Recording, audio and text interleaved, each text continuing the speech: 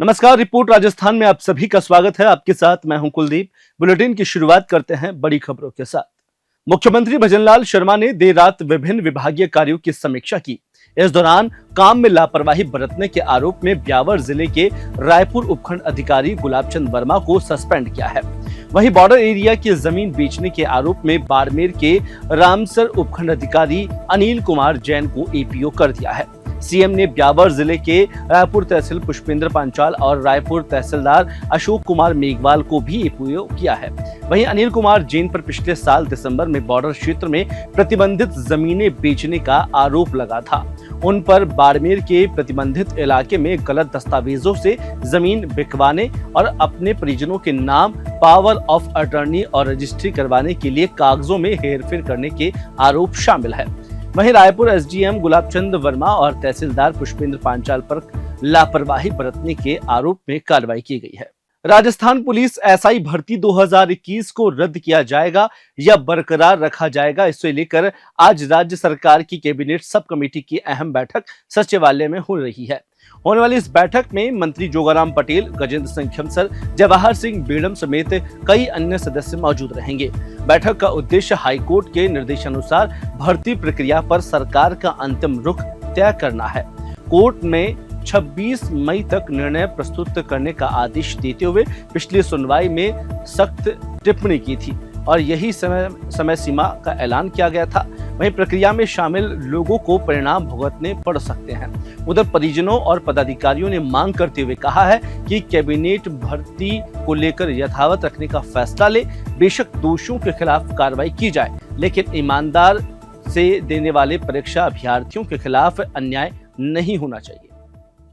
प्रधानमंत्री नरेंद्र मोदी के 22 मई को बीकानेर दौरे के तहत प्रस्तावित कार्यक्रमों को लेकर भाजपा के प्रदेशाध्यक्ष मदन राठौड़ बीकानेर पहुंचे। उन्होंने पलाना गांव में सभा स्थल का जायजा लिया और पत्रकारों से बातचीत करते हुए उन्होंने बताया कि प्रधानमंत्री देशनोक रेलवे स्टेशन का उद्घाटन करेंगे और पलाना में जनसभा को संबोधित करने वाले हैं। कांग्रेस के आरोपों पर प्रतिक्रिया देते हुए राठौड़ ने कहा कि यह कानून का विषय है और कानून अपने अनुसार काम करेगा। उन्होंने कहा कि जब हमारा नेतृत्व साफ कह चुका है और कोई मध्यस्थता नहीं है, इस पर सवाल उठाना अनुचित है। राहुल गांधी के बयानों पर तंज कसते हुए उन्होंने कहा कि राजनीतिक निर्णय गोपनीय होते हैं और जनप्रतिनिधियों को गोपनीयता की शपथ निभानी चाहिए। अधिक लोग इकट्ठे होंगे, जैसा कि उत्साह है देश की जनता में, इस इलाके की बॉर्डर एरिया की जनता में बहुत उत्साह है, क्योंकि प्रधानमंत्री जी इस सीमांत क्षेत्र के अंदर जनता की कुशल क्षेम पूछने के लिए कोई उन्होंने विकास के काम किए, उनका उद्घाटन शिलान्यास ये भी है उसमें साथ में, और जिस प्रकार से उन्होंने देश का सम्मान बढ़ाया है, इसलिए जनता आतुर है और बहुत बड़ी संख्या में जो हमने जितनी व्यवस्था की है उससे अधिक जनता है। देखिए, न तो ये अशोक गहलोत जी का विषय है न मेरा विषय है। कानून का काम करेगा और जो प्रक्रिया है उस प्रक्रिया का पालन हम सबको करना है। अब वो जैसे शामिल हो चर्चा में, ऐसी बातें करते हैं कांग्रेस के लोग, कोई मध्यस्थ नहीं है। जब हमारा नेतृत्व कह रहा है कोई मध्यस्थ नहीं है तो मध्यस्थ नहीं है। देखिए, आरोप लगाना एक अलग बात है, आधार सहित आरोप लगाना चाहिए, बिना आधार के आरोप लगाना नहीं चाहिए। और मैं एक बात और कहना चाहूंगा विपक्ष के नेताओं को कि गोपनीयता की शपथ उन्होंने भी ली है। जो आरोप लगाते हैं उन्होंने भी जनप्रतिनिधि बनते समय गोपनीयता की शपथ ली है और हमारे नेतृत्व ने भी गोपनीयता की शपथ ली है। तो गोपनीयता को भंग करवाने के लिए उकसाना ये भी किसी जनप्रतिनिधि के लिए ठीक नहीं है। जो कूटनीति, राजनीति, ये जो निर्णय होते हैं ये गोपनीय होते हैं, उसको कोई उकसा करके कि बोल दे, हमारा नेतृत्व ऐसे बोलने वाला नहीं है। इसलिए मैं एक बात आपसे बताऊं, आप सब भी जानते हो, हम चाहते हैं कि पक्ष में भी राष्ट्रभक्ति चाहिए, विपक्ष में भी राष्ट्रभक्ति चाहिए। देश समृद्ध तभी होता है, एकता देश की तभी होती है जब पक्ष विपक्ष दोनों राष्ट्रभक्त हो। ऑपरेशन सिंदूर के बाद भारत की जनता भारत के नेतृत्व के सम्मान को देखना चाहती है और भारतीय सेना को सम्मान देने के लिए इसी कड़ी में प्रधानमंत्री नरेंद्र मोदी 22 मई को बीकानेर के पलाना पहुंच रहे हैं, जहां जनसभा आयोजित होनी है। साथ ही वहां पर आयोजित इस भीड़ के नेतृत्व को लेकर भारतीय जनता पार्टी के तमाम लोग वहां पर पहुंच रहे हैं। इस दौरान बीकानेर दौरे पर पहुंचे बीजेपी प्रदेश अध्यक्ष से खास बातचीत की हमारे संवाददाता के सिंह ने। भारतीय जनता पार्टी के प्रदेश अध्यक्ष हमारे साथ हैं मदन राठौड़ जी। सबसे पहले तो सांसद रत्न मिलने की बहुत बहुत बधाई। धन्यवाद आपको।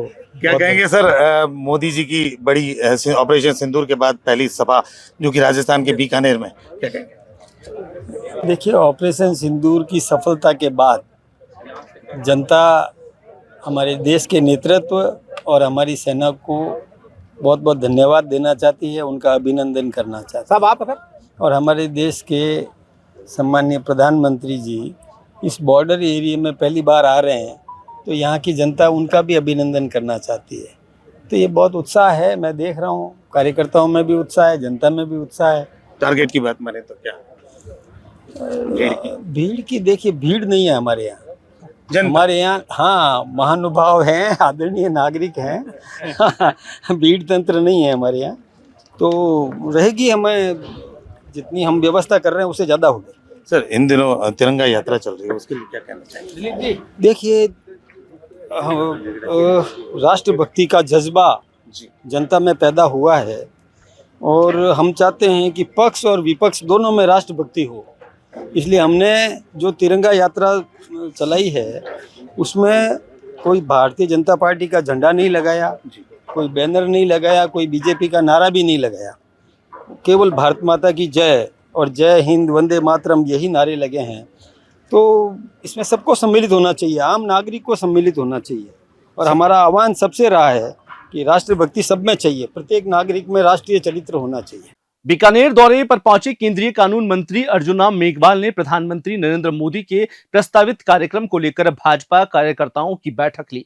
उन्होंने पत्रकारों से बातचीत में बताया कि प्रधानमंत्री 22 मई को देश भर के 103 पुनर्निर्मित रेलवे स्टेशनों का लोकार्पण करेंगे, जो बीकानेर के देशनोक से होगा। इसके बाद पलाना गांव में एक विशाल जनसभा को संबोधित करेंगे। राजस्थान की परियोजनाओं का यहां शिलान्यास भी होगा। प्रधानमंत्री द्वारा जनता के समक्ष ये रखा जाएगा। इसके साथ ही पश्चिमी राजस्थान बल्कि पूरे भारत से इसकी गूंज सुनाई देगी। योजना के तहत जो रेलवे स्टेशन का डेवलपमेंट और रीडेवलपमेंट प्लान हुआ पूरे देश में, उसका लोकार्पण करेंगे 103 रेलवे स्टेशन का देशनोक से, और फिर एक सभा पलाना में होगी, आपको सबको पता है। इसके साथ राजस्थान सरकार के कुछ शिलान्यास और लोकार्पण के कार्यक्रम भी जुड़ेंगे, उसकी सूचना भी हम आपको सूची देंगे। तो विकास के जो काम हुए हैं राजस्थान सरकार की ओर से, उनके बारे में भी जिक्र होगा। और फिर ऑपरेशन सिंदूर के बाद 22 अप्रैल को हुआ था और 22 मई को ठीक एक महीने बाद आ रहे हैं, तो आप समझ जाओ कि कुछ चीजें जो यहाँ से बोलेंगे उनकी गूंज पश्चिमी राजस्थान में जाएगी, पूरे राजस्थान में जाएंगी, पूरे देश में जाएंगी, दुनिया में जाएगी। अमृत भारत योजना के तहत जो रेलवे स्टेशन का डेवलपमेंट और रीडेवलपमेंट प्लान हुआ पूरे देश में, उसका लोकार्पण करेंगे 103 रेलवे स्टेशन का देशनोक से, और फिर एक सभा पलाना में होगी, आपको सबको पता है। इसके साथ राजस्थान सरकार के कुछ शिलान्यास और लोकार्पण के कार्यक्रम भी जुड़ेंगे, उसकी सूचना भी हम आपको सूची देंगे। तो विकास के जो काम हुए हैं राजस्थान सरकार की ओर से, उनके बारे में भी जिक्र होगा। और फिर ऑपरेशन सिंदूर के बाद 22 अप्रैल को हुआ था और 22 मई को ठीक एक महीने बाद आ रहे हैं, तो आप समझ जाओ कि कुछ चीजें जो यहाँ से बोलेंगे उनकी गूंज पश्चिमी राजस्थान में जाएगी, पूरे। प्रधानमंत्री नरेंद्र मोदी 22 मई को बीकानेर दौरे पर रहेंगे, जहां वे अमृत भारत योजना के तहत देश भर के 103 पुनर्निर्मित रेलवे स्टेशनों का उद्घाटन करेंगे। इसमें राजस्थान का देशनोक स्टेशन भी शामिल है। प्रधानमंत्री इस अवसर पर एक ट्रेन को हरी झंडी दिखाकर पलाना गांव में एक विशाल जनसभा को संबोधित करेंगे। इससे पहले वे करणी माता मंदिर के दर्शन करेंगे। इस कार्यक्रम में मुख्यमंत्री भजनलाल शर्मा, रेल मंत्री अश्विनी वैष्णव, केंद्रीय मंत्री अर्जुन राम मेघवाल भी शामिल होंगे। यह प्रधानमंत्री मोदी की ऑपरेशन सिंदूर के बाद पहली जनसभा होगी। इस दौरान डिजिटल डिस्प्ले और बेहतर सुरक्षा जैसे सुविधाएं प्रदान की जाएगी।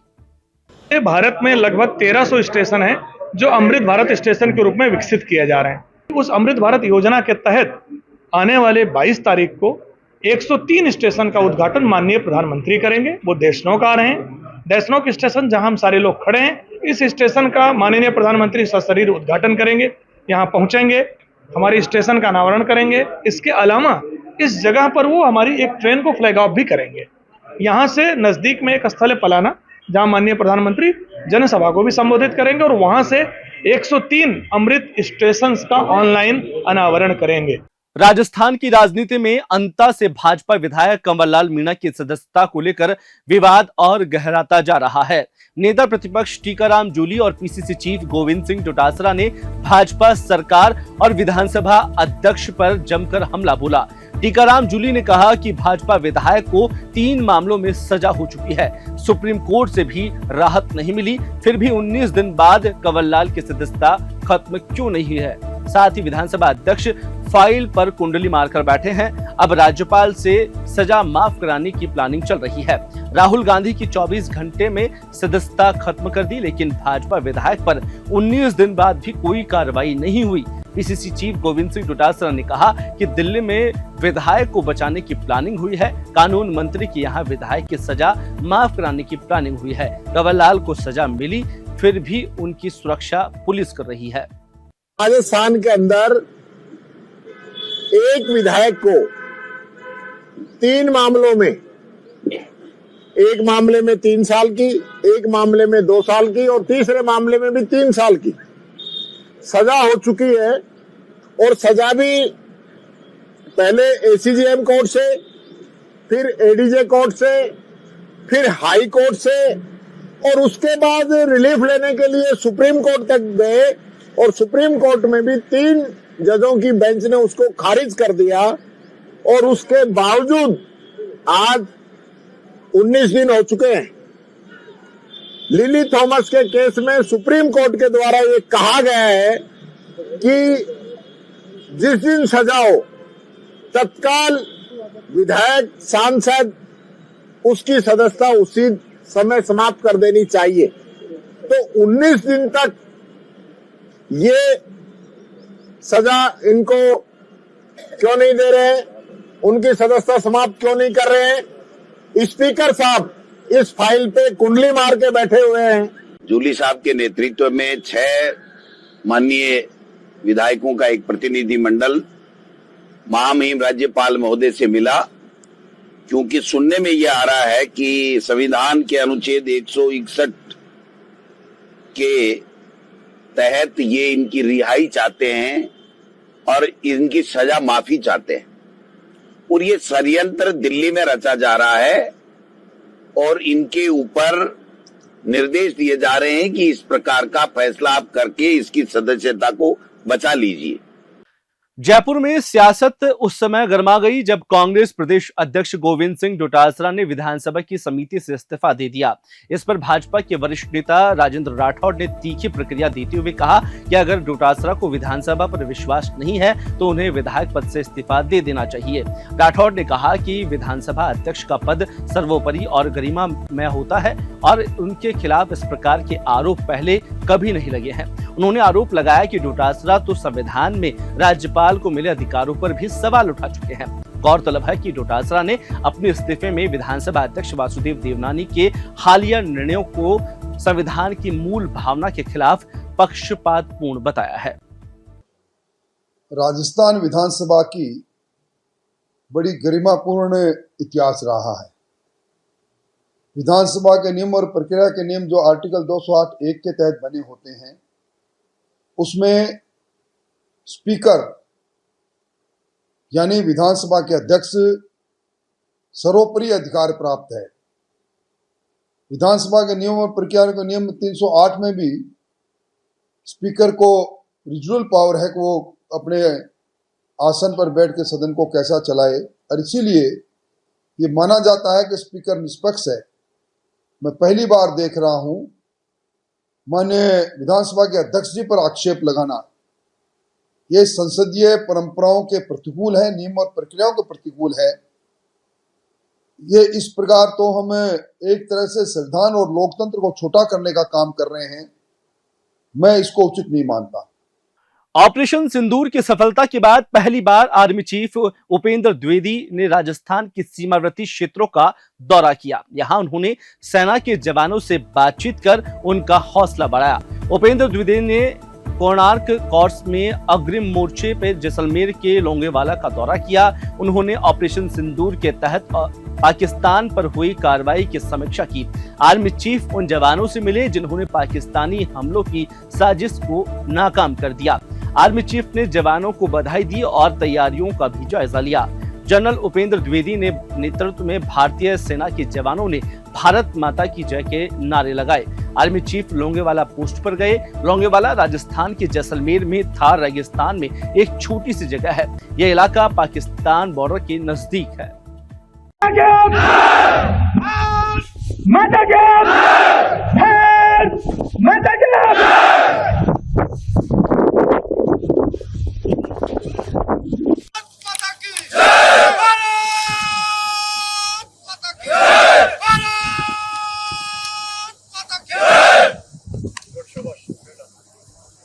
हनुमानगढ़ में जिला कलेक्टर कानाराम की अध्यक्षता में जिला स्वास्थ्य समिति की बैठक आयोजित हुई। बैठक में मौसमी बीमारियों की चुनौती, स्वास्थ्य विभाग की परियोजनाओं की प्रगति और सेवाओं की गुणवत्ता की समीक्षा की गई।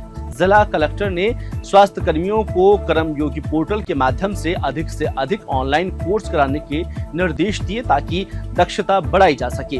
आयुष्मान भारत डिजिटल मिशन के तहत सरकारी अस्पतालों में मरीजों के ऑनलाइन पंजीकरण की सुविधा के लिए QR कोड और स्टूडियो के स्थापना के निर्देश दिए हैं, जिसमें मरीजों की लंबी कतारों में खड़ा न रह सके। और साथ ही मुख्यमंत्री आयुष्मान आरोग्य योजना के तहत जिला अस्पतालों को CSC स्तर पर क्लेम रजिस्टर की बढ़ती शिकायतों पर कलेक्टर ने नाराजगी जताई। प्रदेश के 9 जिले लू की चपेट में हैं। इसमें पिलानी, झुंझुनू, चूरू, बीकानेर, श्रीगंगानगर और टोंक समेत जयपुर, बाड़मेर, दौसा, जैसलमेर भी शामिल है। इन शहरों में तापमान 44 डिग्री के पार पहुंच चुका है। मौसम विभाग ने 22 मई तक भीषण गर्मी से राहत मिलने की कोई उम्मीद नहीं जताई है। वहीं बीकानेर संभाग में तेज गर्मी की आशंका जताते हुए मंगलवार को चूरू, झुंझुनू, श्रीगंगानगर, हनुमानगढ़ जिलों में ऑरेंज अलर्ट जारी किया है। हालांकि उदयपुर, कोटा संभाग में गर्मी से थोड़ी राहत मिलने की संभावना है। अगले 3 दिन तक आंधी बारिश का दौर जारी रहने की संभावना जताई जा रही है। पश्चिमी राजस्थान में गर्मी अपना प्रचंड रूप दिखा रही है और चूरू, पिलानी, श्रीगंगानगर जैसे बड़े सबसे प्रभावित जिले हैं, जिसमें हीट वेव के चलते लोगों को सावधानी बरतने की सलाह दी है। प्रशासन ने दिन के समय बाहर न निकलने और अधिक पानी पीने की अपील की है। राजस्थान के कुछ भागों में हीट वेव की परिस्थिति बनी हुई है।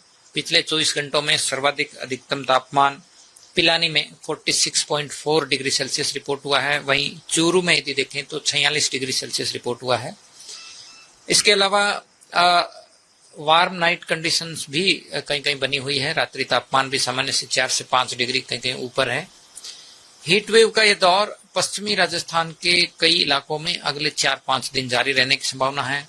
वहीं अधिकतम तापमान में अगले 48 घंटों में 1 से 2 डिग्री सेल्सियस की बढ़ोतरी होने की संभावना है। यानी कि उत्तर पश्चिमी राजस्थान, गंगानगर, बीकानेर, चूरू के क्षेत्रों में जहां तापमान 45-46 डिग्री रिपोर्ट हो रहा है, अगले 48 घंटों बाद यानी कि यदि देखें तो 21 से 23 मई के दौरान पश्चिमी और उत्तर पश्चिमी राजस्थान में कहीं कहीं अधिकतम तापमान 46 से 48 डिग्री सेल्सियस भी रिपोर्ट हो सकता है। यानी कि सीवियर हीट वेव की परिस्थिति बनने की संभावना है। इसके साथ में वार नाइट कंडीशन भी अगले 3-4 दिन बनी रहेगी। वहीं पूर्वी राजस्थान में देखें तो शेखावटी क्षेत्र में भी अभी अगले 3-4 दिन अधिकतम तापमान 45 से 46-47 डिग्री के करीब रहेगा। कहीं कहीं तापमान 47 भी टच कर सकता है। तो कुल मिलाकर के हीट वेव और वार नाइट कंडीशन अगले 3-4 दिनों तक राजस्थान के उत्तरी और उत्तर पश्चिमी भागों में जारी रहेगी। वहीं दक्षिण पूर्वी राजस्थान के यदि देखें दक्षिण पूर्वी राजस्थान के कोटा और उदयपुर संभाग के कुछ भागों में थंडरस्टॉर्म, मेघ गर्जन के साथ बारिश भी रिपोर्ट हुई है। पिछले 24 घंटों में सबसे ज्यादा बारिश यदि देखें तो 41 mm ये है भीलवाड़ा डिस्ट्रिक्ट में।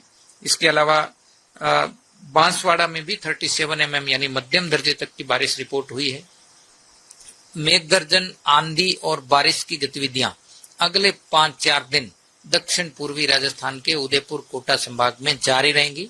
इस दौरान कहीं कहीं हल्के से मध्यम बारिश तो थंडरस्टॉर्म, लाइटनिंग और तेज हवाएं भी 40 से 50 किलोमीटर प्रति घंटा तक की रिपोर्ट हो सकती है।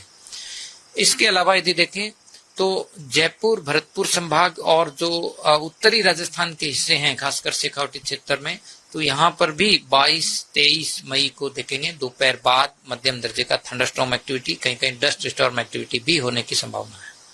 करौली जिले के मंडरायला थाना क्षेत्र में एक दर्दनाक सड़क हादसे में बाइक सवार दंपत्ति की मौत हो गई।